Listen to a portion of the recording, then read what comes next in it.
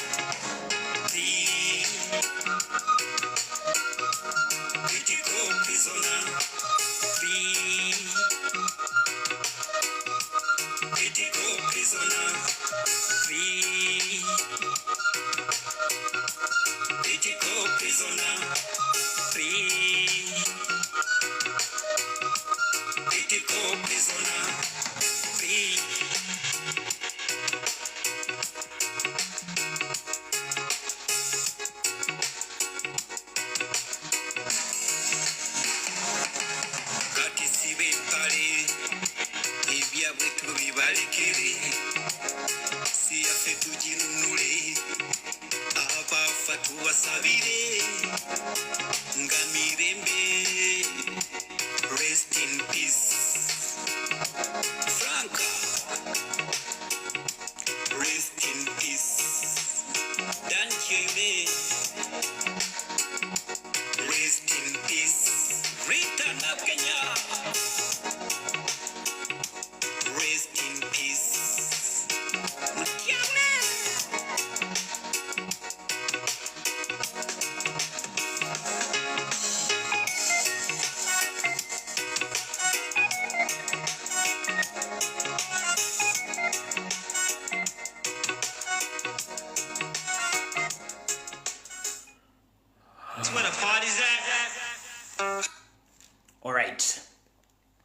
Kati mbutongole video etandise. Nabagamba buli muyimbi yenna ng'oyimba oluyimba lwankyuka nga teruliko copyright olumpa wano njadduza nyanga ku live yo nga lwankyuka siteeka koza alavu siteeka koza aki. Olwenkyuka ng'oluyimbye bulungi nnyo lunsindikire mu inbox yange njadduza nyanga ku live free of charge si charging muntu kasita luba nga lwankyuka. Tuzze ku mulamwa katika video katandise njala tutandike bulungi. Right nakuza omwezi ziri munana omwezi ogw'omu 12 omwaka 2023 kansumenti buli bulungi. Antegezeddwa ko ba comrades abamu ne ba organizers nti they are proposing to reorganize the country shutdown on 8th of January 2024. Ntegezeddwa ko mbategeeze bajja confirming very soon nenga buli musoko kiteke mutonge nakuza omwezi munana omwezi ogw'olubereberye omwaka 2024 erizo okubayo country shutdown bacha proposing a date okugiconfirminga oba eneba ekola oba neba tekola. So be aware nti nga 8 January wayinza okubaawo enteekateeka oba okukyusaamuko.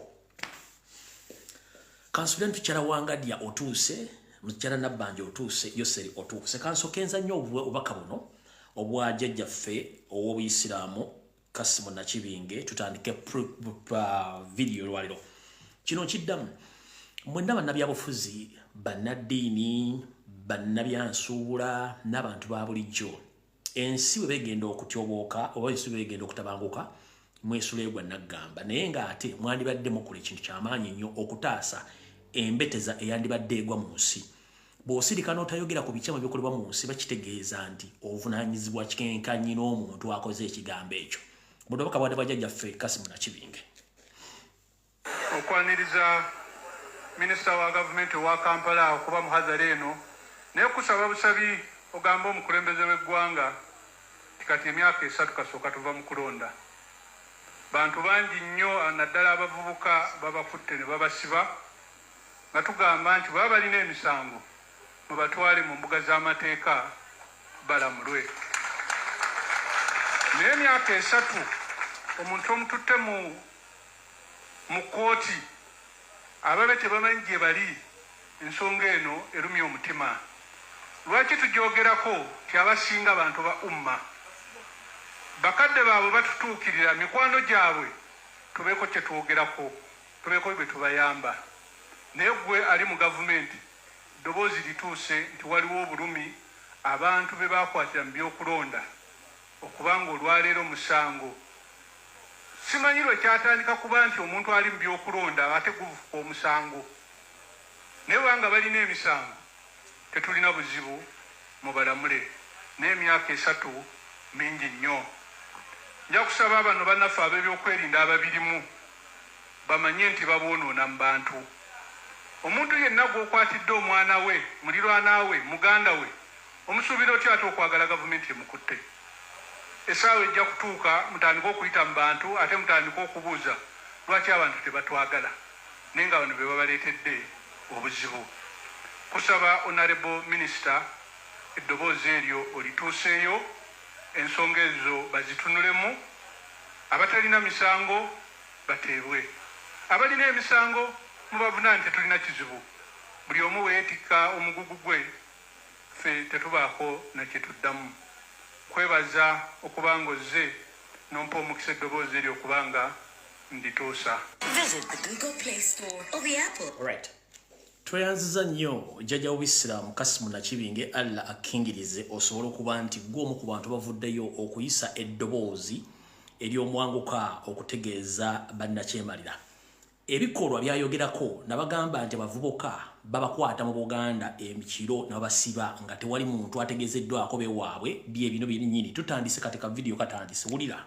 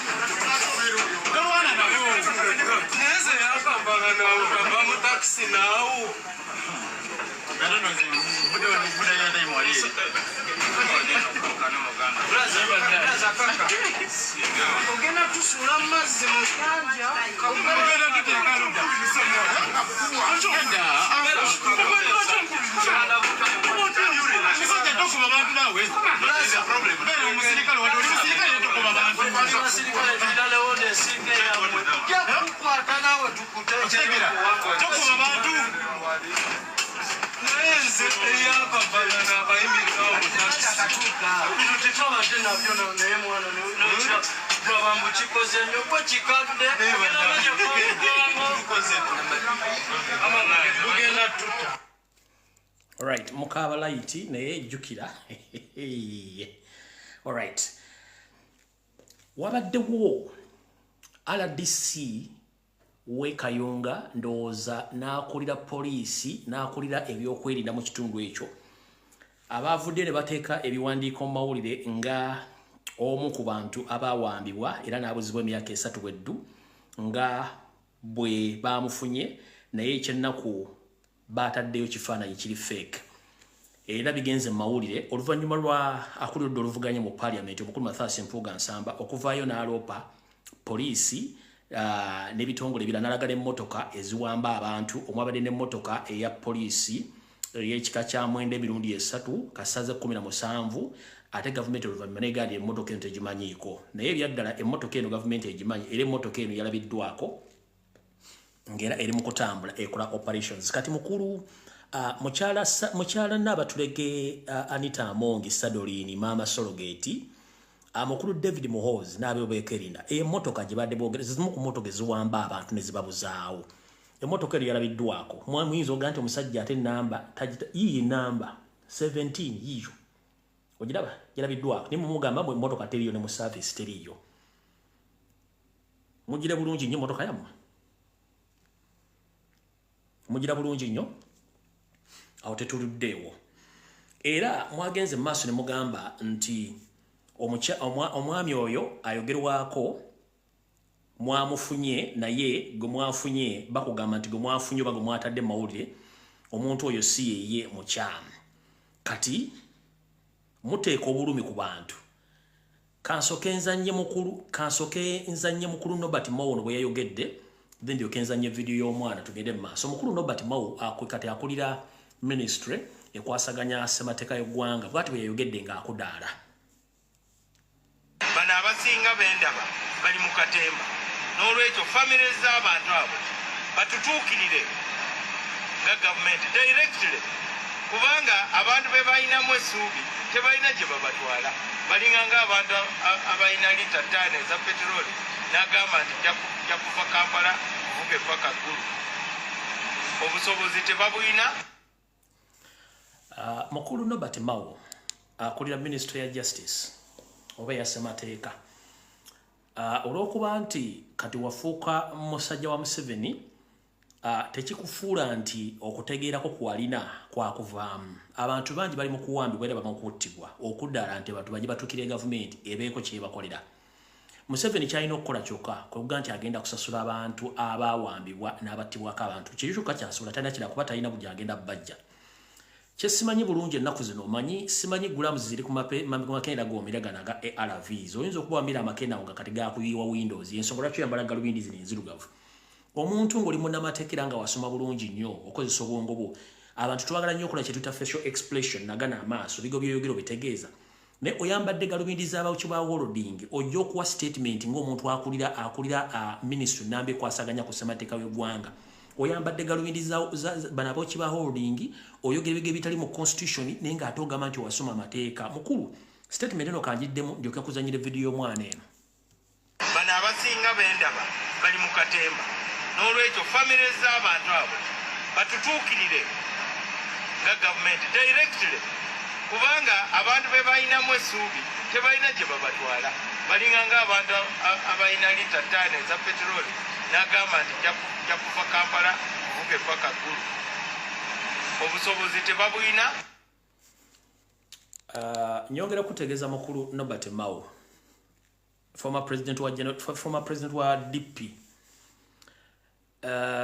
simanyi lwaki kati oyogera ng'eyayitako wayika Windows kyekikulu kubanga oyinza okubanga empeke z'omere ennaku zino zaakubibwa amadinisa naye Katonda talya panike kuba talya mbulugunya nedda era nze sikyebuuza lwaki mukyala Nawomi yakusiiga obulwadde bw'abalwanyi simanyi tusewuunya lwaki Nawomi yakusiiga obulwadde bw'abalwanyi n'ovulubana kati kyekikumisa ARVs ezikuye Windows okigwanira okuba nti wayiika Windows olw'okumala okugjamu empale nga togenda kufuka mukyala Nawomi n'akusiiga obulwadde ate amakerenda gakutawaanya naye ojja kutereera tosobola kubanga otegeera n'olira omwana omuto ku myaka gino ng'ayogera bw'ati ekyatuuka ku taata okimanyi omaze emyaka emeka nga tulaba ku taata? myaka esatu. Taata we yabula atya? Bamusiba. Osobola okumanya engeri owulira engeri gye baamukwatamu gye baamukimamu? Bali budde bwa kiro. Yogerako waggulu. Bali budde bwa kiro? Bali budde bwa kiro nga ffe tuli waka nga taata ali ku luddo abajasi ne bajja ne bamutwala. Okuva olutodda nga mukulaba ku taatawo. Omusajja ne yavuddeyo ne yeeyita taatawo. Yoyo taatawo oba alimba?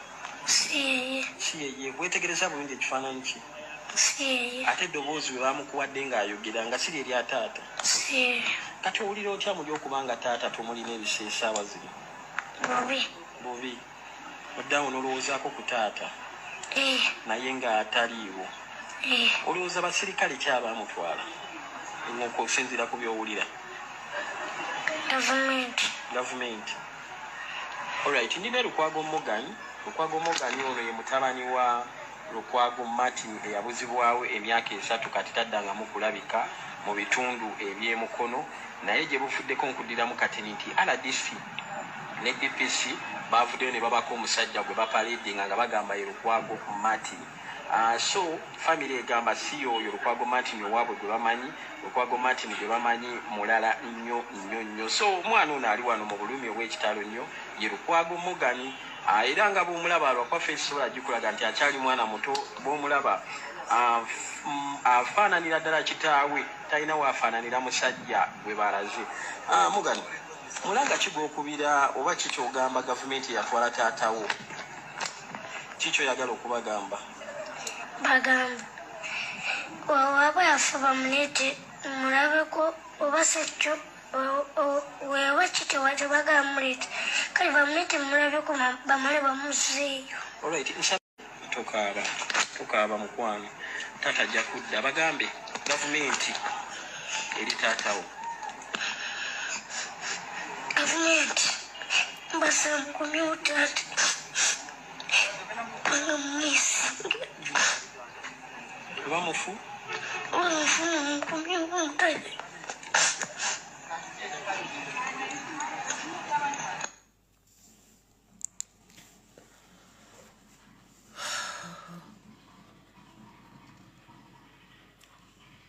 Mu abaana bammwe bali mu America, bali Canada, bali mu Europe, bali buli ekyetaagisa, bali ku pizza essaazi, bali ku KFC, alina omutwalo gwa dollars pocket money, batambule mu V8, naye omusajja gwe mwajja ku ludda akawungeezi ng'atudde ne muwamba omwana we gino emyaka 5. Omwana atuuka okumanya nti gavumenti yawamba taata RDC DPC ne mutuuka kujja mawulire ne muteeka ekiboozibozi ekifu nga muteeka obulumi ono omwana musuubira nti agenda kubeera na bulumi kimutima mukulu Nobert Mao n'ojja n'oyogera ebigambo biri bwe bityo g'osuubira nti obulumi abantu bano bwe bayitamu omwana ono kugira video mbali mwagala jijjayo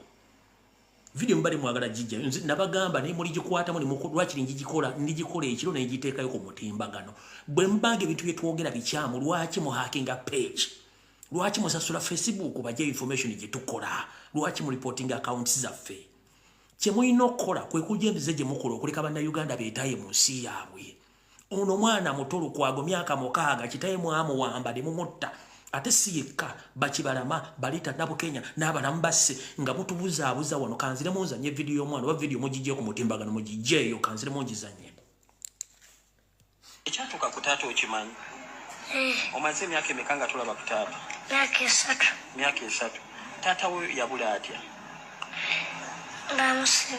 bamusiba osobola okumanya engeri owulira engeri gye bamukwatamu gye bamukimamu bali budde bwakiro yogerako waggulu bali budde bwakiro nga ffe tuli waka nga taata ali ku luddo abajasi ne bajja ne bamutwala okuva olutodda nga mukulaba ku taatawo omusajja ne yavuddeyo ne yeeyita taatawo yoyo taatawo oba alimba si yeye wetegereza bulungi ekifaananyi ki si yeye ate eddoboozi we bamukuwadde ng'ayogera nga si lyeri ataata si kati owulira otya muli okubanga taata tumulina ebiseesaawa zino bubi oddawo n'olowoozaako ku taata naye ng'ataliiwo olowooza basirikale kyabamutwala okusinziira ku byowulira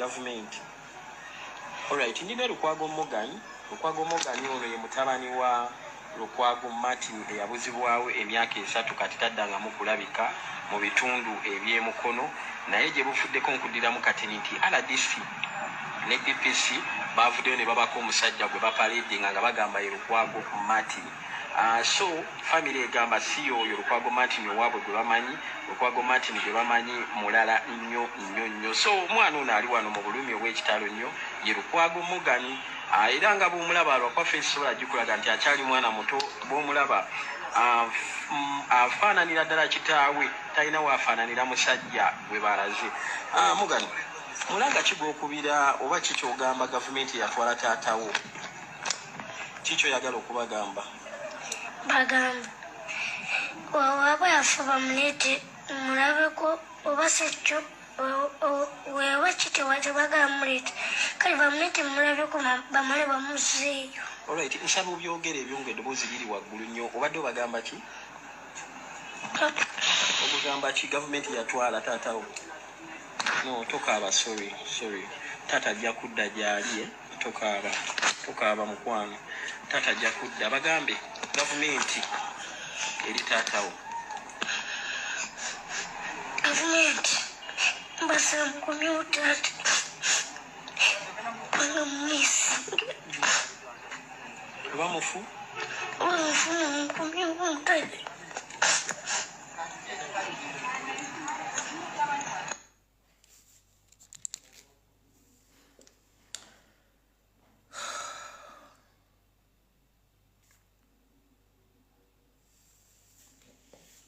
ono mama w'omwana ono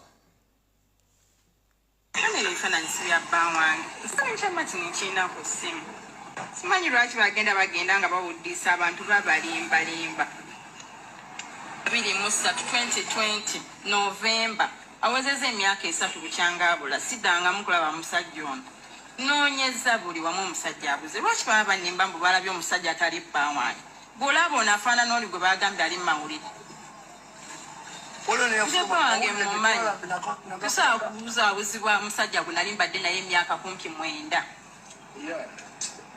nze bange mumanyi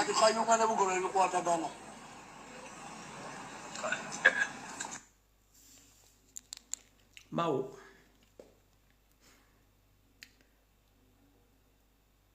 kyokka Mao amala okwogera bw'atyo omukyalo ono akulira ekitongole ekirwanira eddembe ly'abantu mu Uganda najja nayogera ebigambo bino wuliriza Maria Muwangadya ate n'ekirala bwe baba nti baba balina abantu babanja nti bawambibwa babanje bali be bateebereza nti bawamba abantu baabwe naye kati nze Wangadya omukazi omunaku nga nze nina obusobozi obuwamba. Do I have capacity to abduct anyone? I don't have that capacity. Naye kyengenza okulaba nti waliwo ekobaane okulaba nti ensonga eno teva mu ddiiro. Ensonga eno ya kiwaani nze saagala kubindeetamu all the time.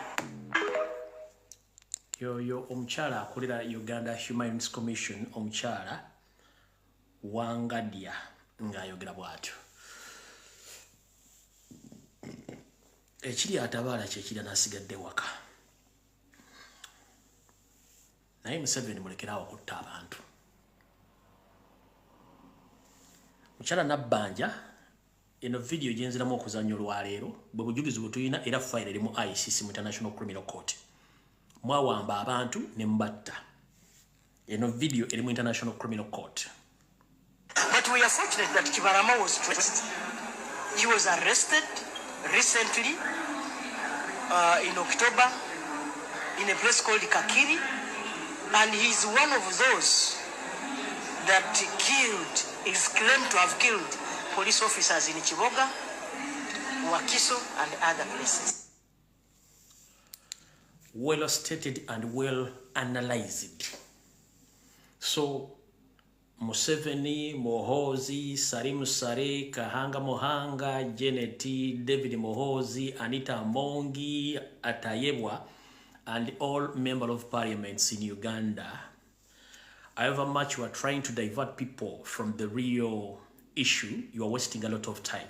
It is on record that since 1966, Museveni has been implicated in the human rights abuse. That is kidnapping, killing, assassinating, and it is on record. Right now, he's the one in power. He's still doing the same things.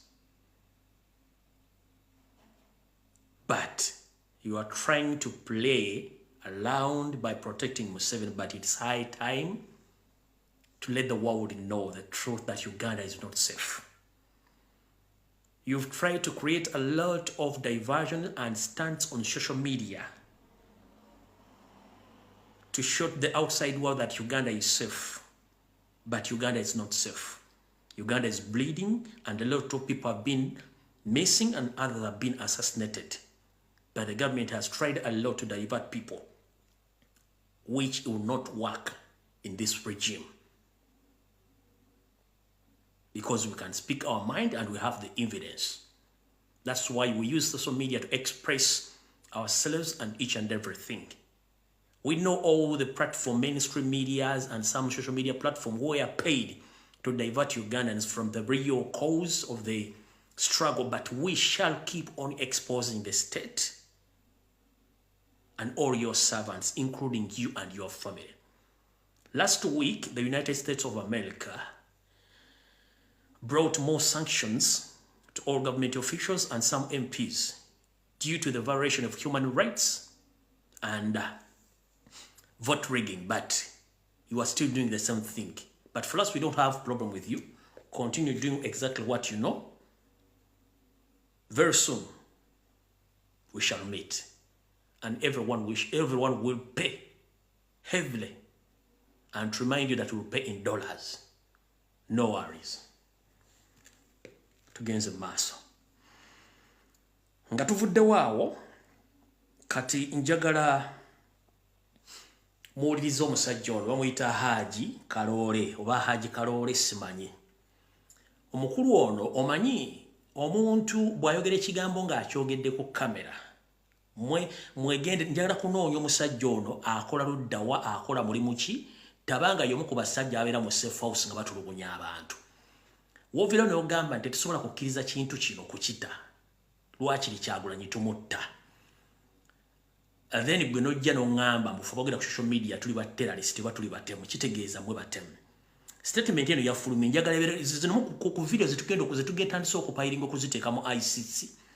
Abantu bano nga boogera ebintu bino. Omanyi bagamba nti ekiswaza omugagga kwe kutana k'entula bakwe kusesema entula nga badde ewana nti alya nnyama. Omukulu ono yagenze n'agamba nti okuta ekintu kino lwakiri Kyagulanyi tumugjawo. That what ekyo tuyita reported speech oba premeditated speech, omuntu ekintu kyakola naye nga kigenda kubeerawo nga kiri mu pipeline. Mwenna mwakawulidde njala kabaddiramu then tuke tugende mu maaso. Kyagulanyi family tegera kudda kubonaabona.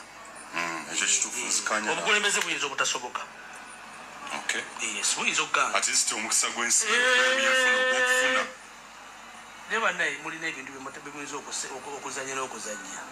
Kiki ekimubeeza abo tuba tuwakati otutwalako oti ekyo kubanga Kyagulanyi otujjako ekintu mu ngalo tuba tugenze. Buba bunafu obweyolekera. Afazali avaawo. Kiba kizibu wabula ng'ensi yo Mungu yamuwadde green light. Ensi agenda gitambulanga bw'ayagala. Abaana bajja kusomera gye beetaaga naye ayisobola okuba muto future yinza okubeera ki NGO kati Kyagulanyi bwe byabiganya bayinza n'omuwa omulimu mu bitongole by'ensi yonna. Ayinza okugenda okufubaira omulwanizi w'eddembe mu UN takyalina buzibu wabula ne bino akyali okumeti ng'omuntu bwaga nti ensi njeetaaga ate omutima gukyamukakaza ntisobola okufuga eggwanga limu. Abamuyinamu essuubi n'abamuyita pulezidenti obabikidde. Siba kyamu okubabikira nze mmanyi nkugambye omuntu yanoonya obukulembeze nga wa myaka 7 muleke kudda wano kuzannya kuleeta katemba ndi muyajja kukkiriza omuntu atule ku ntebe wali. Omukulu oyo munoonya mumugambye munoonya njala kumanya asibuka ludda mu Uganda. Tunoonya abantu abawamba abantu ne batta abantu. Ekigambo statement gyafulumizza ono bane bandi banga bagaya mwabeera mu safe house nga batulugunya abantu. Muwulirize bulungi bwe yayogedde. Kyagulanyi family tegera kudda kubonaabona. Ekyo kituufu zikanya. Obukulembeze buyinza obutasoboka. Okay. Yes, buyinza okugamba. At least omukisa gw'ensi okufuna. Ne bannaye mulina ebintu bye muyinza okuzanya n'okuzanya. Kiki ekimubeeza abo tuba tuwakati otutwalako oti ekyo kubanga Kyagulanyi otujjako ekintu mu ngalo tuba tugenze. Buba bunafu obweyolekera. Afazali avaawo. Kiba kizibu. Afazali akola ki? Afazali avaawo. Oyo omuyita ba Haji Kaloole oyo bwatu bwe yayogedde.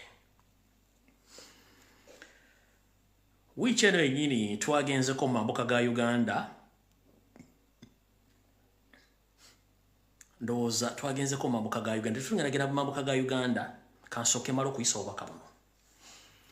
Nabagambye abantu mwenna abali mu kulaba enkuba eno etonnya n'enkuba si ya bulijjo nakibagambye. Si ya bulijjo.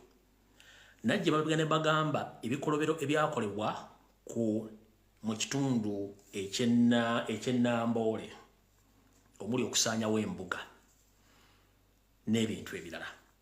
Akabenje ako akagudde awo tekabadde ka bulijjo. N'ebira bikyajja bingi nnyo bye mugenda okulya mu bitundu ebire bya Uganda naddala mu Buganda wano mugenda bbula naddala mu Buganda wano. Yennyini gwe batwalaganya akimanyi nti essaawa ye eweddeyo tobola baayagala bamusabire buli kaseera. Akabenje akagudde Namboleke mwalabye si ka bulijjo ako. Balipotinza abantu 12 n'abantu bali 20 abafudde almost mu kabenje ako. Naye kyonna kye kiri mugenda kutandika okulaba ebintu bitali bya bulijjo ng'ensi bw'egenda okukyuka naye mujja kitegeera nti eyatinkula empewo za Buganda nazo tezitudde. Eyatinkula empewo za Buganda ku nsozi gye zaali mibira gye zaali embuga ze mwokyezza ne muteeka buli majini aga buli kika mujja kitegeera. Mwegendereze nnyo ku nkuba eno etonnya ne bimugenda okulamuza okula ku bintu mutalabangako. Ekyo kyo njegadde kibagamba. Kano akabenje mwakalabye saagala kaddamu nnyo. Saagala nnyo kaddamu kuba mwakalabye. Naye katuddeyo mu mambuka then tulyoke tukomewo. Mu mambuka njagala muwulize omuvuunuzi eyabadde avvuunula akatambi mu lukuŋŋaano lwabaddeyo ng'era kitegeezebwa state yabadde egoba y'abantu. Muwulize bavuunula mu lulimi lwawo ne bavuunula mu Luzungu ne bavuunula mu Luganda. Ne mugenda kuwulira ebigambo bino then tusooke tusimbule vidiyo etandike bulungi. Network bajja gikwatamu tebagenda girekanga bweri. Muwulire bulungi nnyo.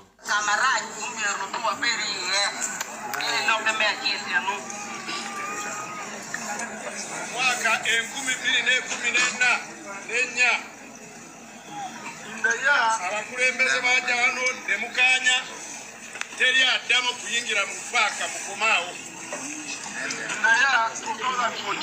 Leaders of this country came here and he agreed no one should enter that land.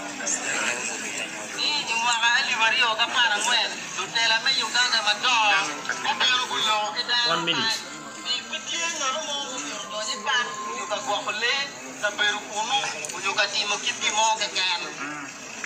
Ati mukulembeze w'eggwanga pulezidenti waffe alagidde buli eyayingira luvannyuma lwa 2014 akume.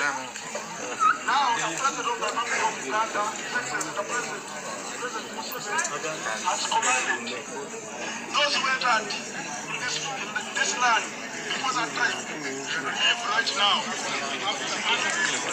Those who entered after 2014 should leave right now. Ile diplo materi Uganda President Yoweri Kaguta Museveni wajani yo magutoni ngoma pa mechate magali bario kapara ngwen mepira nyim mumierbo ao kapa Ekyokubiri The second issue. abaliyo mwenna vanesaawe amagye gayingira bwe banakusangayo bajja kugoba bwe banasanga ebirime tebajja bikwatako bwe basanga amanda tujja kugoota bwe tusanga embaawo tujja kuzookya.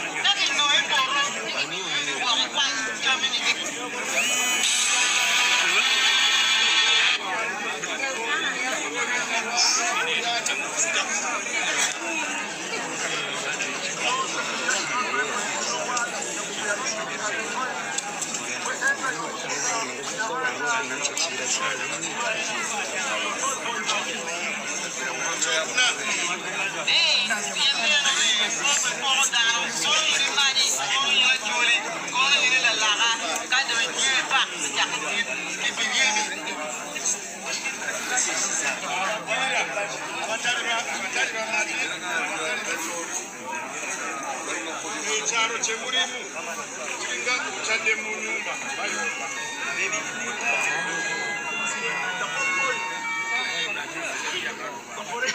You're not a man, you're not an actually. It's like your fist in the place. That house. Ekyokola kiki osooka n'oddayo gy'ovudde n'olinda n'ogolole ebisi byabwe mulyoka mukomawo.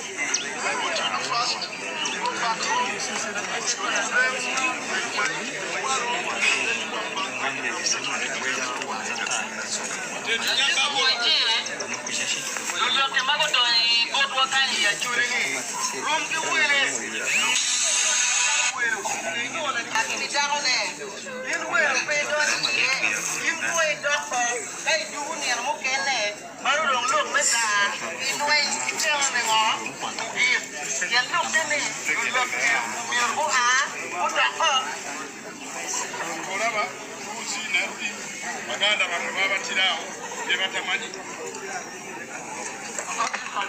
Your brothers went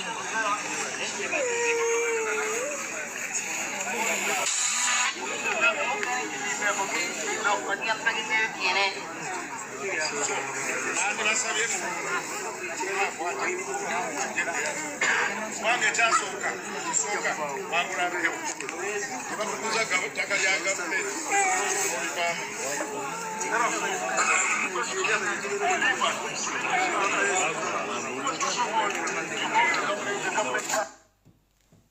All right. Okuva we byatuukawo ebintu ebyo which number Teri TV Kebere radio mu Uganda yayogera ku nsonga ezo wadde bali tayo ka footage aka 30 seconds tebakireetangako. Eno meeting yatuuziddwa ng'oluvannyuma Abaganda abasukka mu 120 bamaze okuttibwa tebannakyogera ku TV. Omwami bamuwadde ebiragiro Museveni amugamba nti buli muntu yenna ataasangibwa mu kitundu ekyo eky'Abamadi apa mu 2014 tateekeddwa kubeera mu kitundu ekyo. Ezo order from above Museveni yaziwa. N'agamba nti kati amagye gagenda kutandika okutekinga over. Bwe basanga alinako ebirime ebintu byonna bagenda bitwala babijjewo. N'agamba nti bw'obanga toli mu Madi oba toli mu Kyoli toteekeddwa kubeera ku ttaka eryo buli omu adde gye yava kubanga muli bagwira. Kati kansoke mbuuze mukulu Museveni. Di Munnayuganda olwabeera omugwira mu nsi ye. Waliwo etteeka nti abantu Abannayuganda tebateekeddwa genda mu bitundu birala. Kuba Abaganda bagenzi gye bali bakolera bizinesi nga tebaguze mataka mwabassa abantu 120 naye temwayogeddeko wadde n'omuntu n'omu. Mwabatemyetemye ne mubookya emiramo ne mugiwembwa. Era nono akyogedde nti mutakola kye tubagambye mugenda kuttibwa nga bannammwe bali abattiddwa. Ekyo mukiwulidde mu video. Kyokubala nti zino video basobola zizanya ku TV e Uganda. Omusajja agaye mu video nti mugenda kuttibwa nga bannammwe bali battiddwa.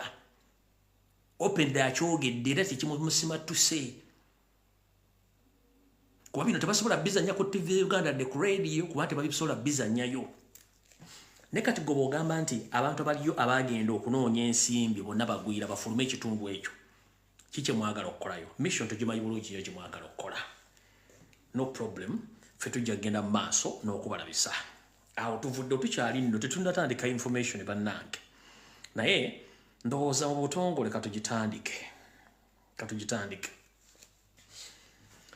Mbatumiddeko bamemba ba parliament mwenna abagenze Rwanda mu games naye nze mbuuza ssente z'omuwa omusolo ku mizanyo gye mugendako giyamba ki eri Munnayuganda tegirina okuggyako mugenda kwepiica nakukola bye mwagala nga mulese ensonga enkulu mu ggwanga wano.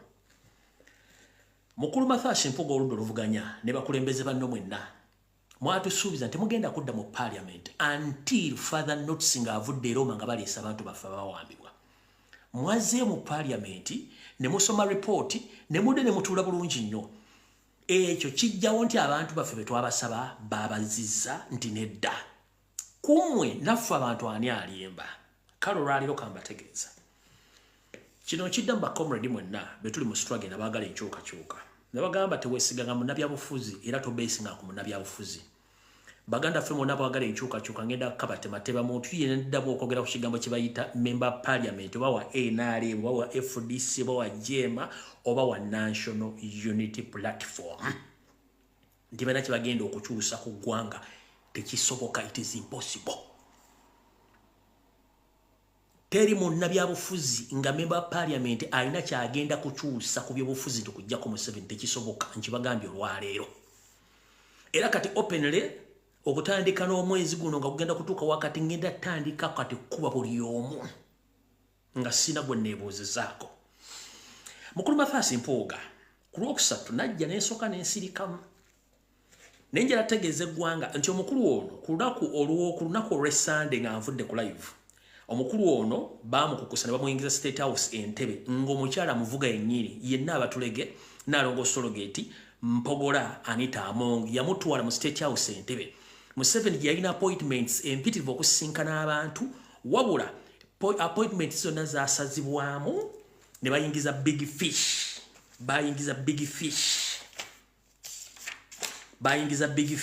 ne bagiyingiza mu State House. Omukulu gwe bayita PPS wa Museveni gwe bayita Omona. Waliyo ba investors wali abantu abalevudde n'abanene mu government abakulu bali bazze okulaba Museveni ekiro. Ono bamuleeta Anita Amongi yajja kennyini amwevugira n'amutuusa ewa Museveni ku ssaawa zaali 7 ez'ekiro ne bakyusa buli kimu kikyaliwo ne bayingiza big fish ne bayingiza ne batuusa okuteesa bye baateesa byonna mu bye baateesa. Mwe muli kimulabyeko mu mawulire nti bagenda kutuula balabe abantu abasiba mu makomera abatalina misango minene babate abakyusa abalaba bajje mu Army Court wa military court babateeka mu civilian court abatalina misango bate zemu ku discussions kubanga abantu balina okuyisa ebintu bya Museveni mwemuli ki mwemuli nti Museveni yatasobola kuyisa supplementary budget nga buludde oluvuganya tebaliimu era bakikoze bulungi nnyo ne bajja ne batula supplementary budget teneeyita okumanya mu basajja bo muli baffere buli lwabeeyita supplementary budget bweyita wabeerawo kye tuyita minority report minority report ya lipoota ewandiikibwa ku lw'abantu abatono abali mu parliament nga bagezaako okulaga butya ripooti y'abangi eyise ekakasizza ebintu biyisiddwa ebituli ebigirimu n'obutali bwenkanya mu lipooti eyo omusajja eyabadde alina okukola minority report eyo ye Muwanga Kivumbi y'omu kakundi akasinkana Museveni on a weekly basis era yabadde alina okusoma lipooti eyo bamuwadde ensimbi empya n'enkadde n'atasoma lipooti Muwanga Kivumbi vaawo ogambe abantu nti minor report wagisomye mu kuyisa supplementary budget eyo nga mumaze okukola emivuyo gyammwe gyonna wiiki namba wasomye minority report eso eraga butya supplementary budget eno ebituli ebyaliwanebesere zitakkirizibwa kuyisibwa wagisomyeko tewagisomye kubanga Museveni yagambye temugeze ne muyisa minority report eyo okulabisa eggwanga nti fu era buli kimu ne mukiisa mwekye mwakoze ng'ono mumaze omuyisizaawo ebyabwe ne babagamba ogende e Rwanda abala bali ku livu babasindise bweru okuli mukulu Ssemujju Nganda ali bweru Lubega Sseggona bagenze bweru ekisinga okusesa buli muntu gwe bawadde livu yennaku 20 buli lunaku bamusasula $720 buli lunaku lwamala nga tali mu parliament yagenzeeko okukyalako gyagenze bamusasula $720 ze almost $2.5 zaafuna for 20 good days kusereza omukulu emaze okuyisa ebintu bino mukamwongerwa Kyagulanyi Ssentamu nze njala kusaasira anti abantu bano bagezaako kutta political career yo nga bwenze mbyogera nti baagala kusula okufuula omunafu era nga kyekino ku nteekateeka mpoga ze bamukwasa okufuula national platform nawo omunafu bakumalemu amaanyi bakuteekemu isolation ekyo bali mu kukola kati nze nabagambye seetaaga kumanya muntu yenna kino nakibagambye era nza nkibagamba tetulina muntu yenna mu parliament okujjako ndoza ayinza okuba zaake n'abantu balinga basatu balinga bana abasigadde bonna bafu sente bazibolo era mukulu Kyagulanyi njala kutegeeza president omukyala gwe bayita Margaret ndakuwa nomala okulaba amannya gano mwegendereze ennaku zino nkulaba kuli kumpi nnyo member parliament amuyita Margaret ki ndakuwa nomala okufuna amannya lindako manyi ebintu bino mbiteeka mu mutwe omukyala oyo Margaret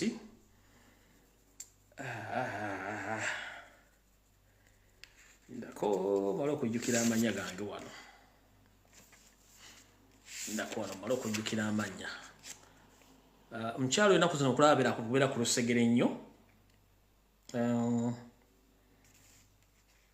ngenda gafuna wano omukyala bayita Namugga Margaret president wali omukyala gwe bayita Namugga Margaret era wa national platform taata mbadde ngenda mujjako network mujjako yaki temugijjako muleke njogera ebituufu so Mr. President Robert Kyagulanyi Ssentamu omukyala we Margaret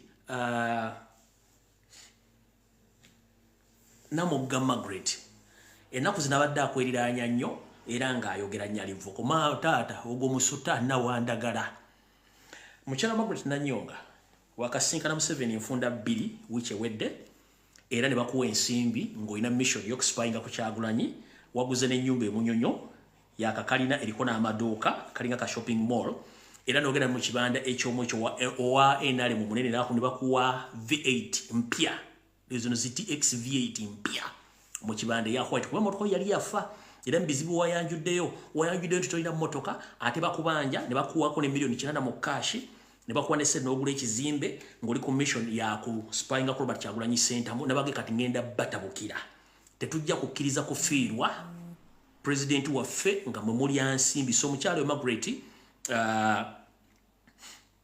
Namugga Mr President mutegere bulungi ogomusota gwa nawandagala ate njagala kuba manyo oyogera nnyo njagala oveeyo je wenna kusanga na ku platform ngo oyogera nja kwambala ne biranja byogera so Mr President whenever you are omukyalo Margaret Namugga mwegendereza ali ku mission sente yazifunye nagulako n'ekizimbe emunyonyo lwamwene motoka mpya ya V80 ina mission gyaliko kugwe ngo omuntu n'ebiyama bya pate byawayo wa Museveni already babirina tuvudde wao omukuru yadalina okusoma minor report muwanga Kivumbi teyagisomye on orders of Museveni era byera ne biyita omuzo mbitegedde bulungi nnyo tugenze maaso era tobera surprised nnyo omukulembeze wange very soon ng'owulidde nti ono musajja gwe bayita Abedi Bwanika already bamaze domoteeka ku lukalala bagenda ofuna minister muri shuffle ejja oba mwaka gujja endoza ndi mujja no ali awo kubanga already bamaze domo indicating nga yabagamba nti nzo okukola kye muyini kinjagala mukole njira mu mpo wa minister mumpene sente ono yogena musanga ku list yaba minister bagenda okulondebwa ngo bayita Mogalatia agenda kubeerako era akabinja kyovula nti bano bavuganye ekintu kya 2026 mu kifo ky'okukunga abantu bagende beekalakaasa olw'ensonga nti Yoseri yabasuubiza bonna nabagambye nti omukyala Joyce Baagala n'akabinja kakabakazi batwala bonna abakazi 20 basinkana Yoseri last week era buli omu n'ava ne tuli ensimbi bonna nga ba national platform 20 nga bakulembeddwa omukyala Joyce Baagala bonna baagenda era ne bamusinkana mwenna bamanyi amanya njagaleta after ne Joyce Baagala we bali nnyo mulimu gwokola ogw'okulya mu nsi y'olukwe na Aisha Kabanda mwe bali kukola mulimu egyo okulya mu mukulembeze olukwe n'okulya mu bannayuganda olukwe era yabasuubiza nti kuje nabategeezaako balina ebagirindidde kuje nabategeeza bwe bagirindidde nga bagenda kumachinga nti bavudde wakyagulanye era Museveni yabasuubiza nti kyonna ekijja what come may balina okudda mu bate baze mu parliament buli muntu agenda musasula ssente ze ez'ekisanja ekijja oba agudde oba tagudde bo bakole kye balina okukola bino byenjogera mujja birabanga bikomyewo agenda basasula ssente ez'ekisanja kiri ekijja ne baba bagudde kasita mukolera ekintu kimu okuyizaamu national platform wabalina kye balindawo very soon oba ku change ono nga bagenda kukyusa mukama waabwe bagenda kumachinga nga beemulugunya kubanga olwo bakisetinze dda mu meeting zaabwe manyi mwagala mugenda kunnumba wamu abalya mu ngalo z'abasajja bano abakazi naye nze sitya ndi kukakonkako kkubo bwe kakkoona amagenda tokawona madda bino byenjogera bijja kudda ate mujja bisangawo kubanga Museveni akimanyi bulungi nnyo alina kukozesa memba ba parliament era teba muntu yina ayagala nkyukakyuka addamu kwesiga mu nabyabufuzi gwe bayita wamemba parliament kuba bonna bafu baagenda mukitegedde bulungi nnyo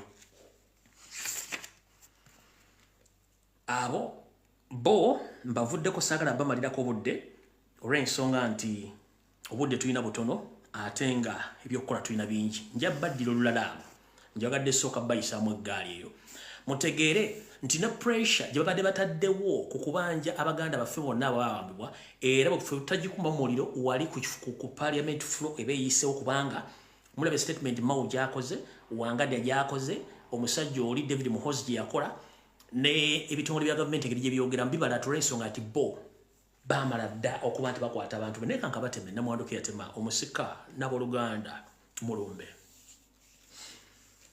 wandikola ekintu okulumya omuntu weponowoozika nga oyambe muyambe ekkiriza Museveni bw'oba toyagala kunaaba yes owunya era semateeka gagamba nti oli wadde bw'obutanaaba naye ate bw'owunya abantu b'owunyirira baddembe okukunaaza mu kawaayiro ke kamu akasemateeka ako nti oli wadde bw'obutanaaba naye bw'owunya n'owunyirira abaliwo ate abaliwo balina eddembe ate b'okkunaaza olekeraawo okuwunya osasudde ba MP okudaivatinga abantu bajja mu kubanja abantu tosobola kudaivatinga social media tosobola kudaivatinga ba activists tosobola kudaivatinga ba foot soldiers tosobola kudaivatinga ba Uganda abakonshominga obutemu obuze obwa kuva ku mulina kaga mukago badde okola mpaka olwaleero nga nakatwina records weziri eziraga nti abantu bawambibwa battibwa nga ne prime go bayita prime saba minister it is on record na confirming okukwatibwa kw'abantu n'emisango gye bavunaanibwa ne battibwa it is on record balita nabo Kenya aba Frank sente zaabo bonna battibwa era evidence kati ne bw'ona osasula bampuuga n'osasula ba MP bonna obutayogera n'osasula TV radio stations n'abantu n'osasula stunts diversion buli kimu n'okikola tosobola sasula gogo kujja bintu ebyo tosobola kuzanyira ku windows z'abantu ogyemu information ebalimu nti ogikyuse no just wano toyagala kunaaba wefuiddeko perfume onye n'embeera eriwo nti owunya bulungi but perfume kanataninga nagetinga closed connected kukuwunyako ekye bayita ekivundo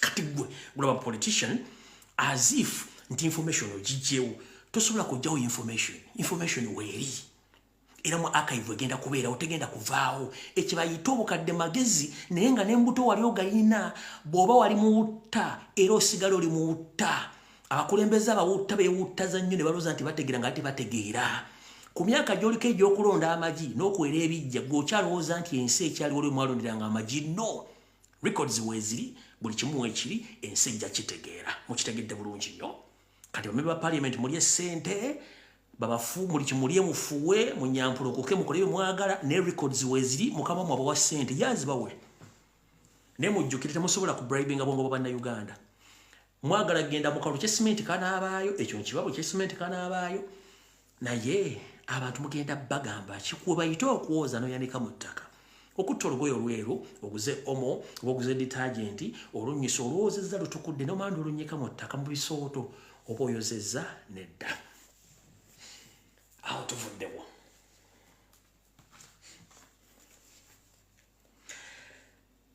mwenna abakyala n'abaami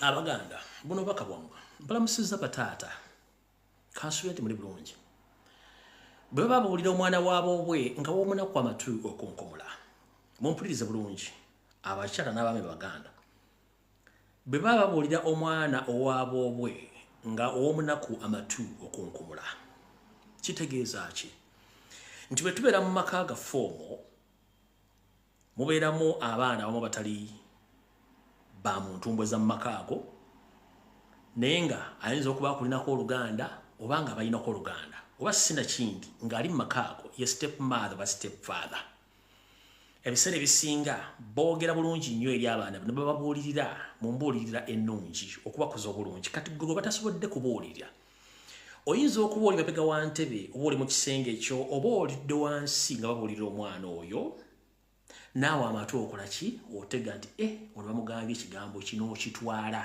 kyebabuuliridde oli omuganzi gwe atali muganzi naawe okitwala wewava okunyonyerako olugero nti bababuulira omwana waabo bwe nga n'omunaku amatu okunkumula banyabo ne bassebo abaganda njagala mbeere beegendereza nnyo waliwo ekitta baganda ekitambula baganda bammwe 10 n'omusobyo batiddemu apa tewali TV wa radio boogeddeko okujjako omusajja video gyenzannye eno kubanga eno video bakagalo gijjako emirundi esatu kubanga bino bitebagala byogera ku TV waliwo ekitta baganda mu malwaliro omuli Mulago Kawempe Kiruddu buli muganda yenna alina erinnya egganda kasita olwalire Kawempe Kiruddu Mulago ng'erinnya lyo gganda eddagala lye bakukuba lye balina okukuba bakukuba tayimu zifiri era ne bakusiibula wayita akaseera mpawe kaaga abeewo ne bategeeza abooluganda bakona b'ebikwano nti munnaffe ayiseemu okuziika kwa lunaku gundi naye ng'ekikusse eddagala lye bakubye effu n'ekigendera ekyokusaanyaawo abaganda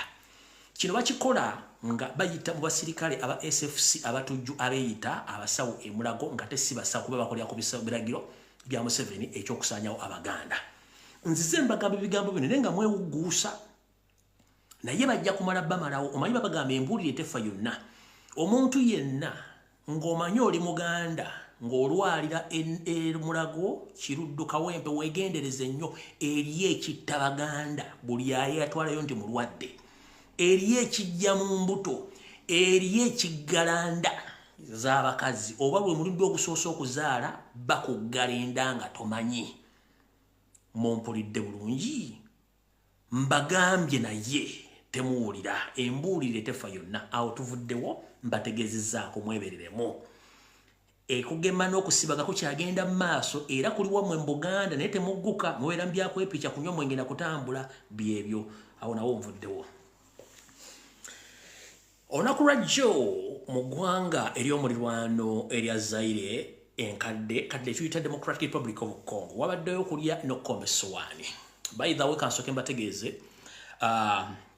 omuweereza wammwe omuntu wa wansi pato Uganda batumiddeko n'abagamba nti abaagala nnyo akyayina embeera gy'ayitamu n'ebintu by'atereeza n'abasaba muwe akadde katono nnyo ajja kuddamu abatuuseeko program 300 gye bayita 336 ne programu endala abagambye muwe mwakadde akyayina by'atereeza nga mumanyi nti embeera zino omuntu lwatujja netwogerawo ne tulina ebizibu bingi nnyo lwakuba tetubibagamba mutulaba wantulemedde ku struggle netujulina ebizibu bingi lwakuba tetujja bibagamba no ku social media tusirika naye buli muntu asanga ebizibu by'okusinziira ku kikyaba akola kyaba ayitamu baganda ffe bangi nnyo era abaweereza batiisibwa ondere besisi onajja nakukubira essimu n'akutiisa onakusindikira message n'akutiisa olina kugamba osaze okufiira mu diaspora olina akutiisa n'omugamba no okufiira mu Uganda okufiira mu diaspora kisigala kyekimu kati ntuga katusalewo tweyiweeyo omubiri gwaffe tuferumu kiggwe nga tulwanidde eggwanga kubanga betwandi bali tubeeramu essuubi abandi badde boogera ensonga zino munnange beesuudde gwa naggamba tebaagala kwogera nsonga zino bagenze Rwanda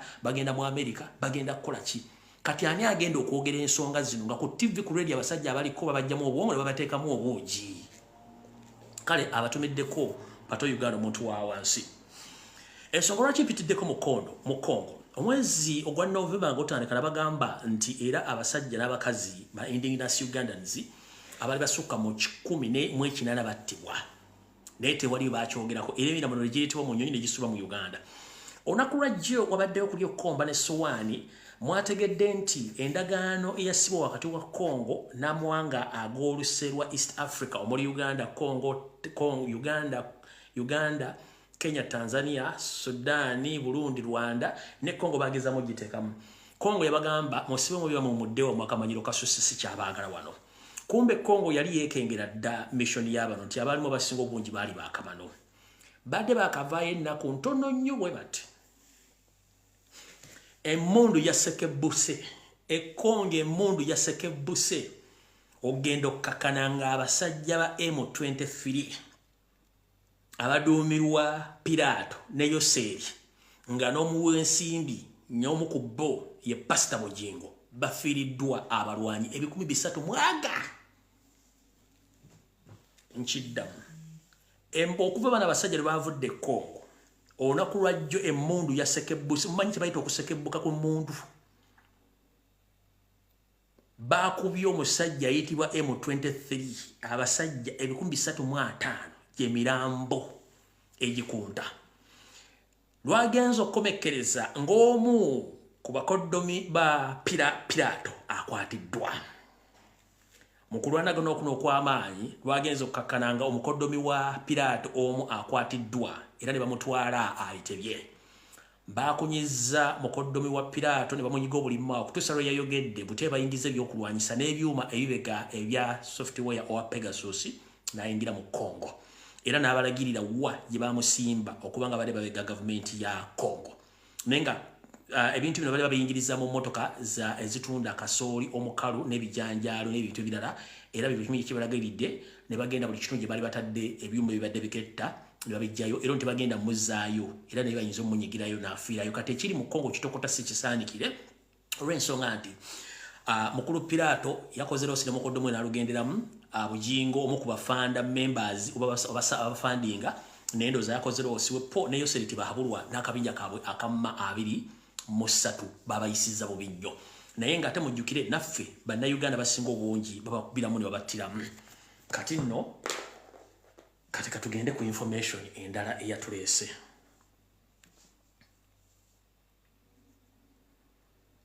bano nabakungu be mbadde njogerako be bano bagenze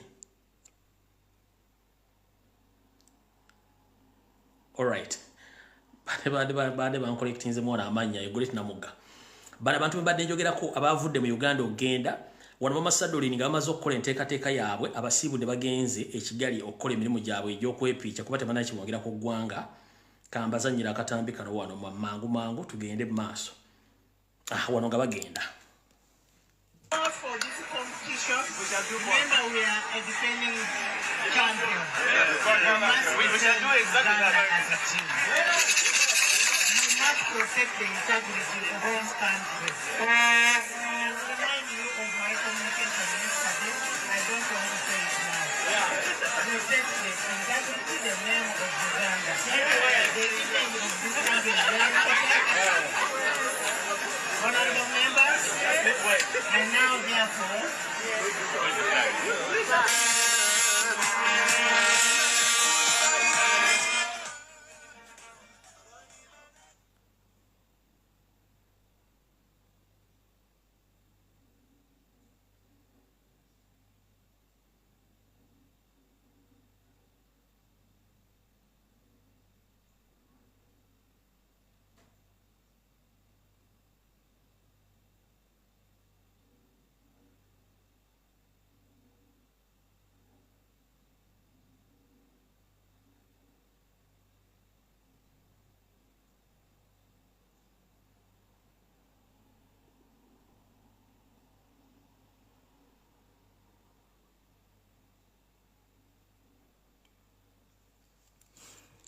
Awo tuwali kira kye bagenze kukola. Buli abadde epikira munne bagenze kwepikira Rwanda nkiddamu. Tebalina kye bagenze kukola kiyamba ggwanga. Buli abadde epikira munne n'abalina contact seri bagenze kwepiikya. Mwepiike ne mujja kunnyonnyola lwaki kigambo AIDS bakiwandika mu capital letter si mu small letter. Mugende mwepiike tetuwali buzibu. Mulisereza omusolo mugende mwepiike. Empeke ziri eziwa Windows weziri mujja zimira tewali buzibu. Mugende mwepiike. Mugende kusimbiza mu omusolo. Tewali kyakukola. Kati tugenze ku nsonga endala. Era njagala kukubiriza omulango gutakungula. Mwenna abasajja n'abakazi Abaganda mumpulirize bulungi nnyo. Abasajja abakazi n'Abaganda ne bannayuganda mwenna abali mu Uganda njagala mumpulirize bulungi nnyo. Naku z'omwezi ziri 8 omwezi ogw'Ekkumi mwaka 2023. Bw'obanga oli muna Uganda ng'olina ettaka mu Uganda okusingira ddala mu Buganda nkusaba maama totunda ttaka tomanyi kyabugagga kiri mu ttaka lya Uganda. Totunda ttaka tomanyi kyabugagga kiri mu ttaka lya Uganda. Uganda eno Abangereza bagikolako dda okunoonyereza mu myaka emikadde ne bagizuula ng'etudde ku by'obugagga ebitokomoka mu bungi obw'ekika ekya waggulu. Era bakola okunoonyereza bakizuula nti ettaka eriri mu Buganda lirimu ebyobugagga ebimutamanyi bungi. Kati gwe atunda ettaka koza kamanyi ng'akoza n'owebbwa otunda bya bugagga. Buli kitundu ky'olabamu Yoseri ng'ataddemu gwe bayita omulaalo nga bagobako abantu ku ttaka. Taata maama wootuddewo bakujja ku ttaka bakujja ku zaabu bakujja ku uranium bakujja ku mafuta bakujja ku gold nkiddamu. Buli kitundu w'olaba Museveni w'atadde Abanyarwanda waaguze n'asenda abantu. Asenda abantu nga buli kyasenda akimanyi ekiri mu ttaka omwo. Uganda etudde ku uranium. Uranium akola ebyokulwanyisa zisa byalo n'ebintu ebirala. Kiro emu ey'ekintu kyenjogedde egula buwanana bwa nsimbi. Kati Uganda etudde ku mafuta, etudde ku golodi, etudde ku diamond, etudde ku buli kintu kyonna eky'obugagga ky'omanyi. Naye Museveni akimanyiko nga ye kubanga Amini n'Obote n'Abangereza baali bamala dda okukola survey eraga ebintu Buganda ne Uganda byetuddeko. Kambalage mulyoka mutegere mu batunda ettaka.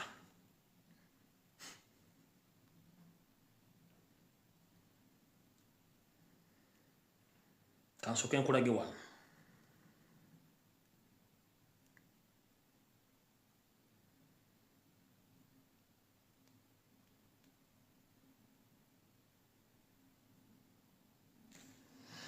Wano wogenda okulaba ewali kyenvu bye bitundu omuli ebyobugagga. Then njikulage wali mu full swing nkulage.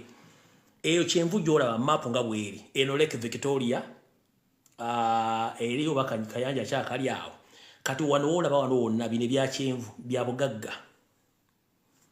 Ebyonna bya bugagga Uganda kwetudde.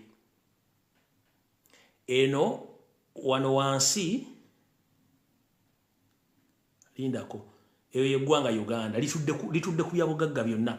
Eno DRC Congo mu bukiikakkono, wano Kenya, wano Tanzania, waggulu eri waliyo Sudan. Eyo ye map ya Uganda.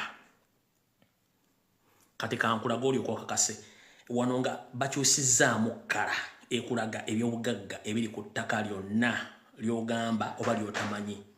Wano wogenda okutiira.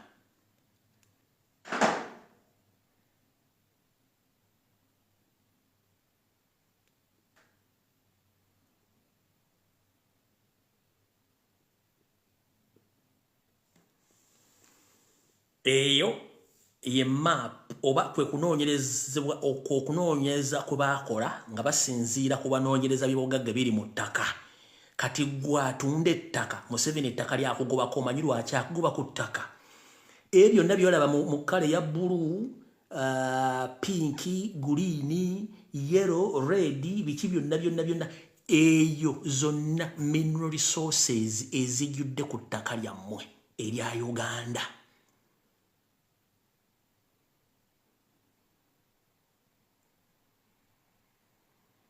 Ezo mineral resources Museveni kyatajja kugamba, parliament kyatajja kugamba omuli amafuta, copper, gold, byonna mafuta, uranium, biki byonna biri ku eyo map eyo kala zolaba ezo.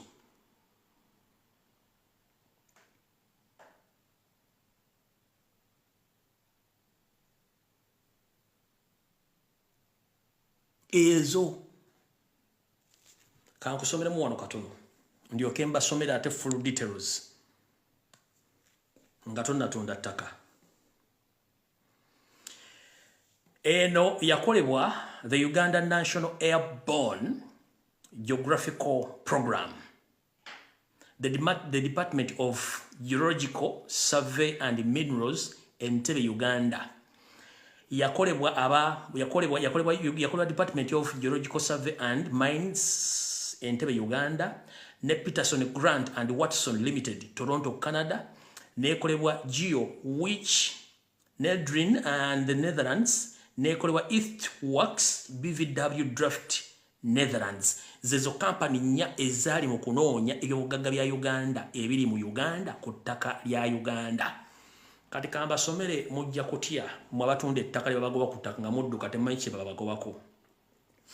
Bakugamba government start uranium exploration across Uganda. Loza mukiraba. Government bao bagenda ne batandika obbinoonyereza gwoli eyo otunda ttaka odduka. Otunda ttaka n'ettaka lye bakugobako tulimanyi. Kati kankusomere bulungi olyoka owulire. State Minister for Energy Oprot Okasia comes through Sticky in Zimbabwe where uranium explosion exercise was launched. Bagambi nti Minister Ombezi akwasaganya amaanyi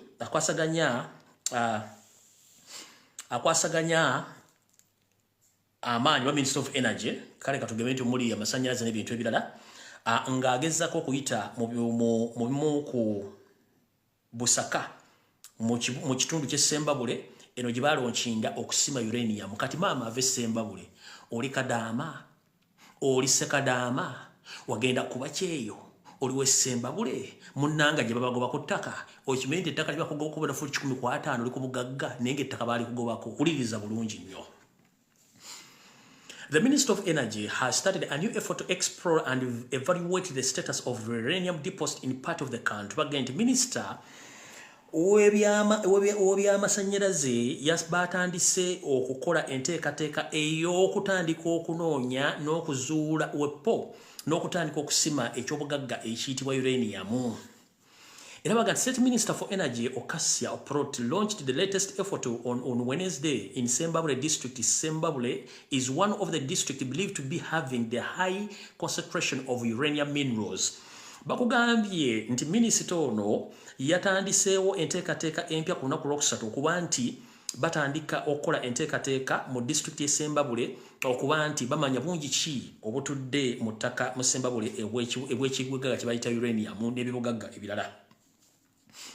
Okasia was accompanied by the team of geologists under nuclear science led by the Commissioner Nuclear Energy Department led by Sarah Namfuna combed some parts of Zimbabwe to confirm the potential of the minerals in the central Uganda district. In the central Uganda district, that is Buganda. Do you copy that? Babayesa Abanyarwanda babatutte Zimbabwe babatutte Rakai Masaka Kiboga Mpigi Mukono wabo temumanyi lwaki batwalayo nga n'atwala ettaka akimanyi kyabatwalayo muli emwe basi tubaga muzuke kanso kemba somero mbibadira mu Luganda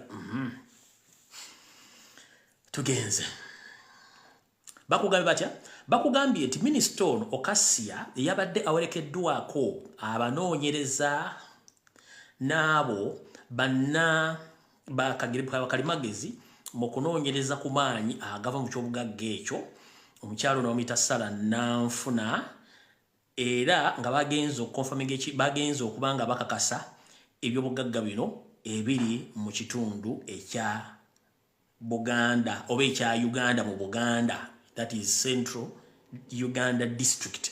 Tugenze maaso.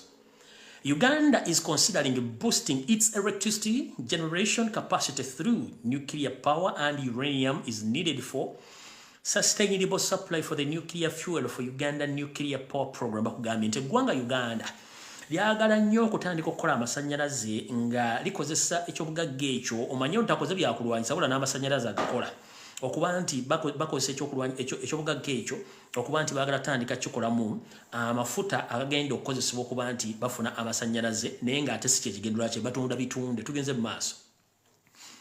The launch will kickstart the exploration process to evaluate the status of uranium prospect, starting with areas of Kyambogo, Lwansala, and Kyataba B in Zimbabwe district, said Okasia. Bakugambye nti mu kutandika okukola omulimu guno n'okunoonyereza n'okumanya bibagagga ekyobugagga kino bungi kibwe kirimu baatandikidde mu bitundu bino mu kitundu eky'e Zimbabwe. Kyambogo oba gyekiri eyo waliyo Lwansala, waliyo Kyataba B oba Kyataba B mu Zimbabwe district. Minister nga yayogera bagambye studies have identified the prospect of uranium with the potential of hosting economic viable sources discovered in the district of Zimbabwe, Buhweju, Gomba, Chiboga, Mbala, Hoima, Kabarore, Kamwenge, Iganga, Toro, revealed Okasia. Okunoonyereza n'okusoma kwongedde okulaga nti eggwanga litudde ku byobugagga omuli uranium ebigenda okwongera ebyenfuna mu ggwanga oluvannyuma lw'okuzuula ebyobugagga bino mu disitulikiti ya Zimbabwe, Buhweju, Gomba, Kiboga, Mbalala, Kabalole, Kamwenge, Iganga, Tororo, ng'olwo minisita yabyogera. Kati maama ebitundu byensomyeko ndowooza obiwulidde. Okuba kyeyempowe kufuuwa eggwanga litudde ku byobugagga ebifa tugge. Tugenze mu maaso. Tugenze mu maaso njalabbi basomera bulungi.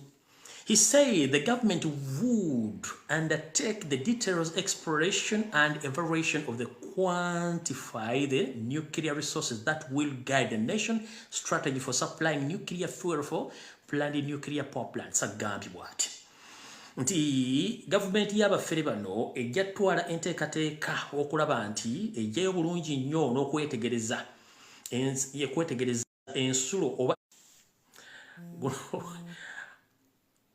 guno gwakuna nga mwagala jijjayo, guno gwakuna nga mwagala kujja vidiyo naye muswadde ngenda bisoma, ngenda kuzukusa bannayuganda bategeere eggwanga lye mwagala okutwala litudde ku guno gwakumeka nga mwagala kola ki nga mwagala jijjayo naye muswadde ngenda gisoma eno report mpaka wulira.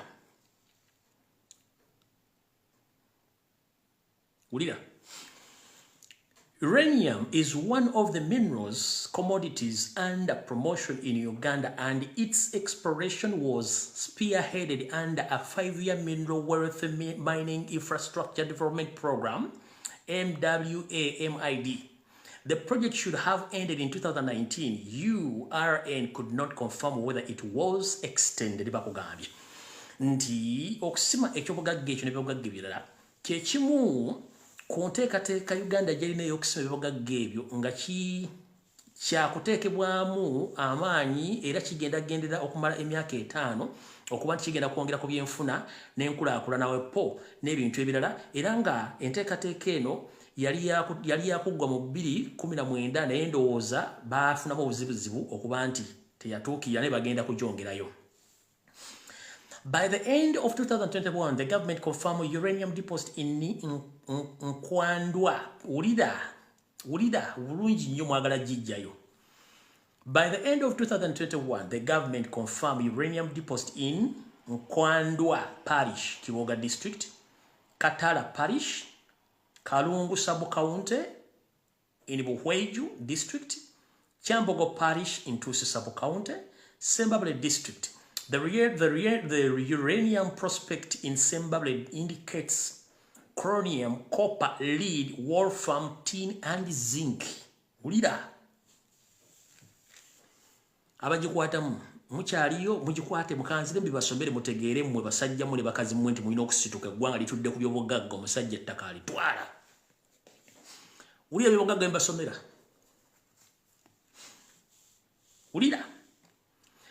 Ulira ebitundu bino.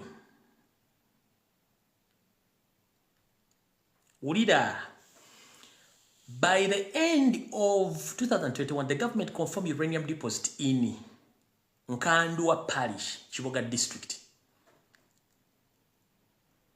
Katala Parish, Kalungu Sub-County, Buhweju District, Kyambogo Parish into Sub-County, and Sembabule District. Uranium prospect Sembabule indicates chromium, ekyo kyabugagga, copper kyabugagga, lead kyabugagga, wolfram kyabugagga, tin kyabugagga, zinc kyabugagga.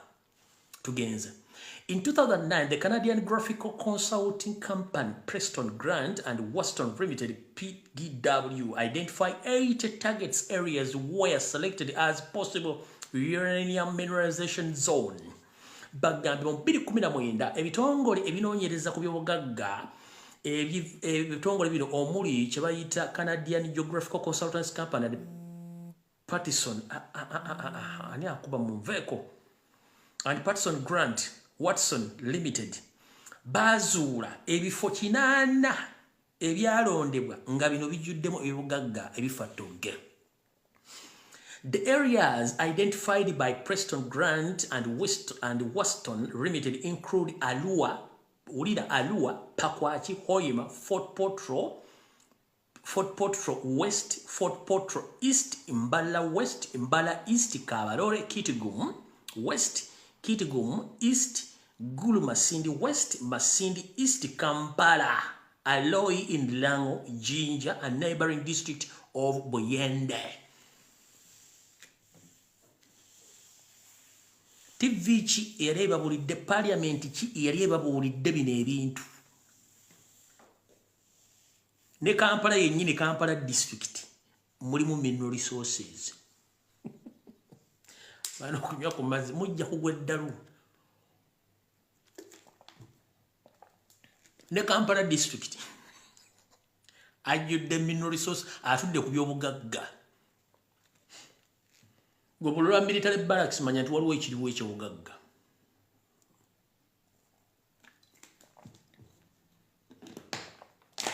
Mbaddiremu kano kakabaddemu ndowooza. Ebitundu bagambye nti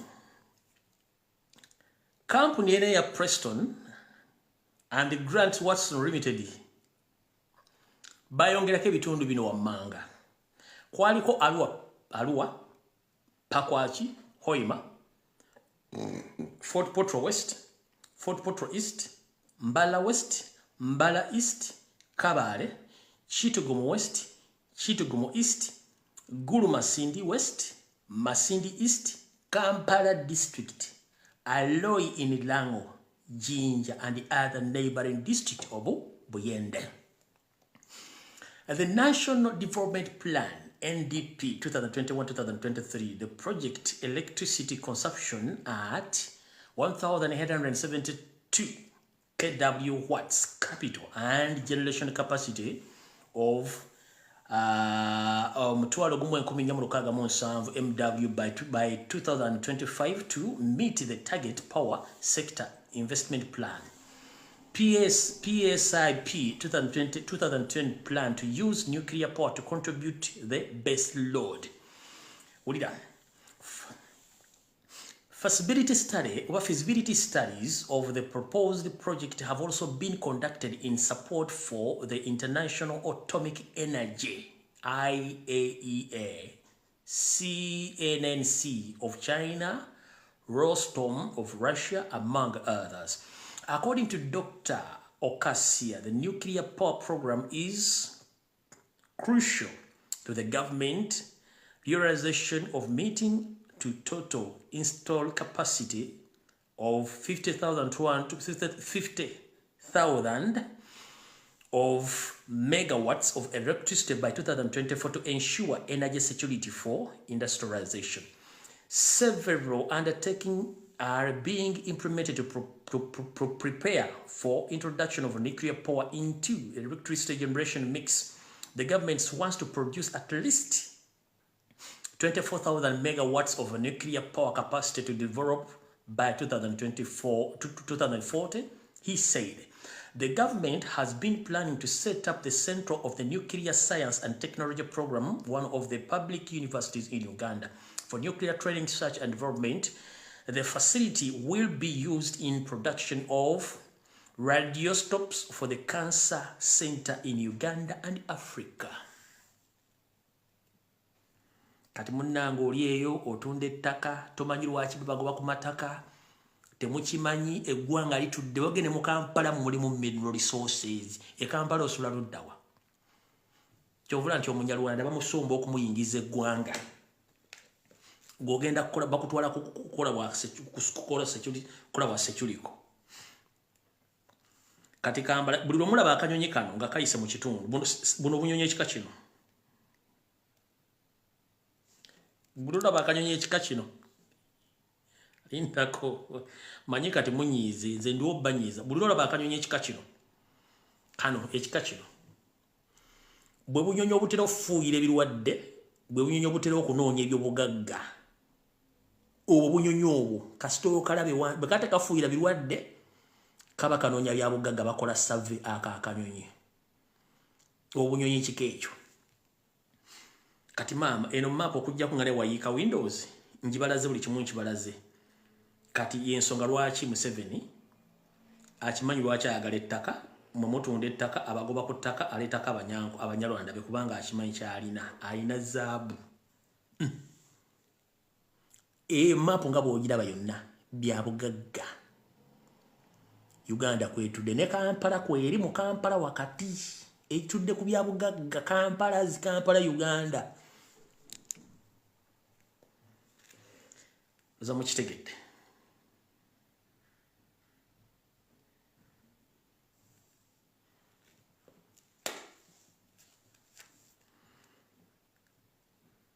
mukitegedde bulungi nnyo abanyiiga munyiige mwakageza okujja ku firimu emirundi emeka eyo mujjako firimu emu kati nakino kankibategeeze nakyo mukiwulire bulungi nnyo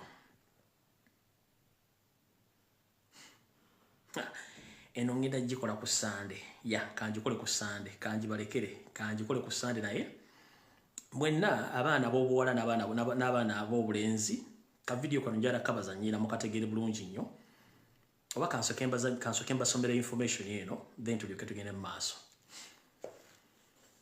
era nga batajja bagamba biki ebifa mu ggwanga olira information eno which ewedde waliwo embeteza eyagwa mu kitundu naye tebagibagamba ku mawulire kanjibasomere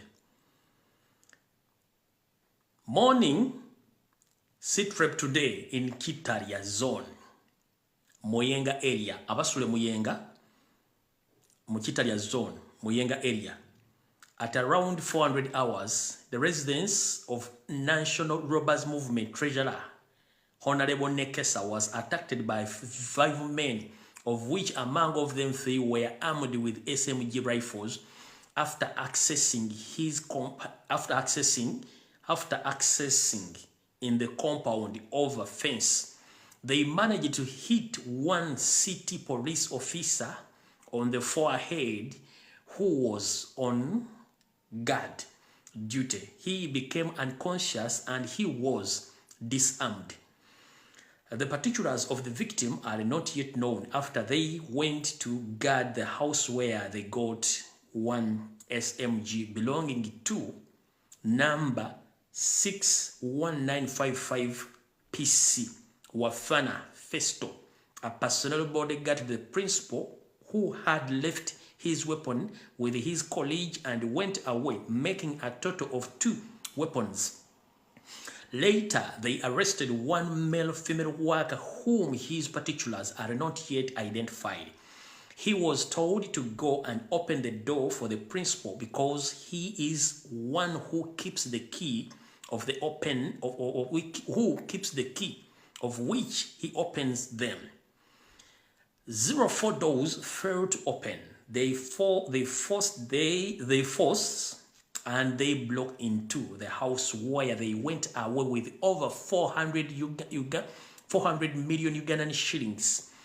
The injured police was taken to hospital for medication. Our own forces and police are on the ground to monitor the situation. More information will be communicated. Kino temuna kyulako wantu wonna nti omu kubawanika ba NRM Honorable Nekesa wiche wedde abasajja 5 basalaka amakage nga balina SMG ne bamunyagako obukadde 10,000 bina just pate treasure bamujjako obukadde 10,000 nete munagawulirako ku TV ku radio mbasomedde n'aba buli kimu kyonna n'abantu abali mu ddiiro eno mina kye mumanja ebisigadde amala kange esigaliza tujja gafuna ku Sunday.